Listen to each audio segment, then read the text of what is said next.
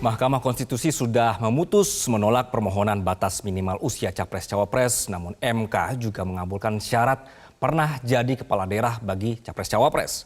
Seberapa signifikan putusan MK ini berdampak pada eskalasi politik jelang pendaftaran kandidat kontestan Pilpres 2024 dan bagaimana dengan peluang putra sulung Presiden Joko Widodo Gibran Rakebuming Raka menjadi pendamping Baca Pres Koalisi Indonesia Maju Prabowo Subianto.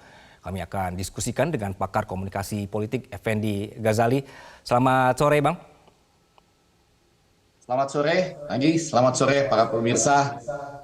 Ya, Bang, jadi tadi sudah ada aturan batas, tapi ada penambahan pernah menjabat atau terkecuali misalnya gubernur, walkot, bupati, dan legislatif. Menurut Anda, apa yang terjadi di dinamika hari ini di sidang? Ya, saya sering mengajukan judicial review atau uji materi ke Mahkamah Konstitusi. Hari ini beberapa hal yang lucu terjadi. Pelan-pelan ya, coba nanti dilihat dengan sangat tenang.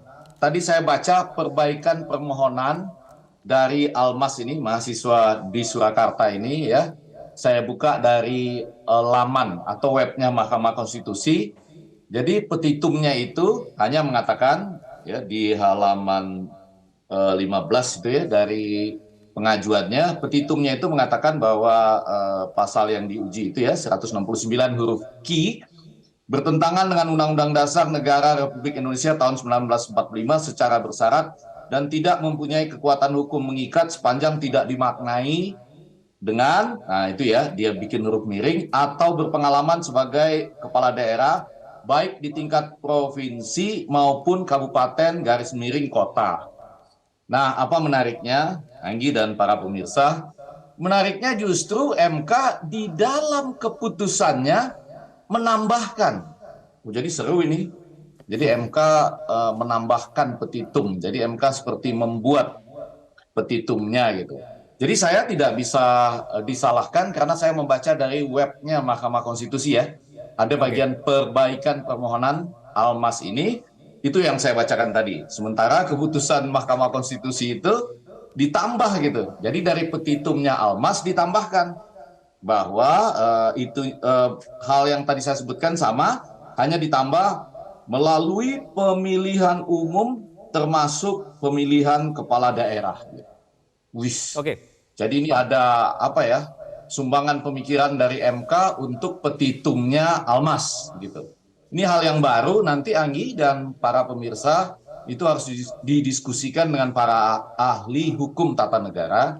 Tapi bagi saya dalam konteks komunikasi politik menjadi menarik bahwa petitumnya Almas yang tercantum di web Mahkamah Konstitusi itu dikabulkan dengan ditambah oleh kalimat-kalimat putusan Mahkamah Konstitusi yang menambahkan melalui pemilihan umum termasuk pemilihan kepala daerah.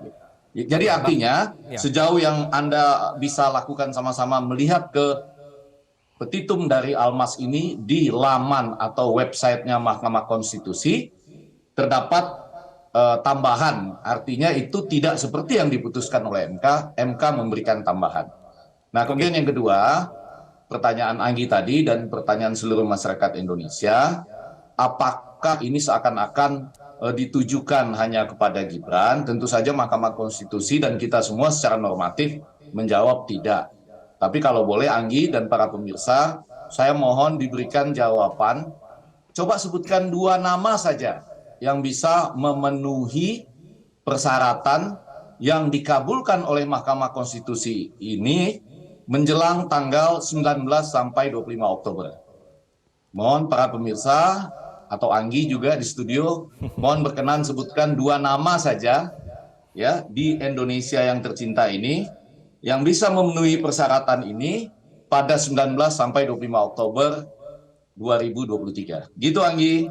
Oke. Jelajahi cara baru mendapatkan informasi. Download Metro TV Extend sekarang.